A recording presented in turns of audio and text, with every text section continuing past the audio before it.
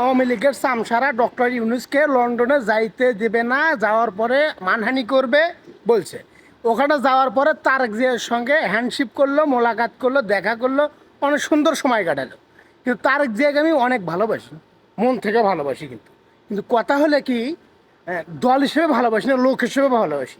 মানে তাই যে পিটুনগুলো খাইছে না, যে মারটা খাইছে আওয়ামী লীগের কাছে, এই যে মার খাওয়ার পরে তার প্রতি আমার একটা দরদ চলে আসছে। আর সেই দরদটা এখনও যায় নাই, ভালোবাসাটা থেকেই গেছে। কিন্তু কথা হলে কি, সাম্প্রতি তারেক সাহেব যে ভোট নিয়ে যে একটা, মানে ভোটটা জরুরি, খুবই দরকার, জনগণ চাচ্ছে না, এই বিষয়টা আমার খুব খারাপ লাগছে। কিন্তু এখানে এখানে কিন্তু যাওয়ার পরে মানে দেখতে পাচ্ছেন আপনারা, ওখানে যা কী করছে আল্লাহ পাকি ভালো জানে। এখন দেখেন ভোট কবে হয়, মনে হয় তাড়াতাড়ি হওয়ার সম্ভাবনা আছে। যাই হোক, যে যেখান থেকে দেখছেন বেশি বেশি শেয়ার করে দিন।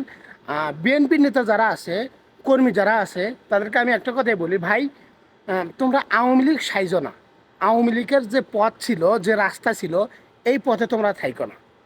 মানে চিটারি বাটপারি, মনে করেন যে হচ্ছে হলো চাঁদা তোলা, তোলা, এগুলো তোমরা কইরো না ভাই। হ্যাঁ, বিএনপির একদম তোমরা নষ্ট করে দিও না। গুডউইলটা তোমরা এই যে 10 মাসে যে নষ্ট করছো, তারেক রহমানের যে মানহানিটা করছো তোমরা, বিএনপির যে মানহানি করছো ভাই, এটা একদম বলার মতো নয়। ঠিক আছে, যাই, ভালো থাকুক সবাই, সবাই ভালো থাকুক। আল্লাহ হাফেজ।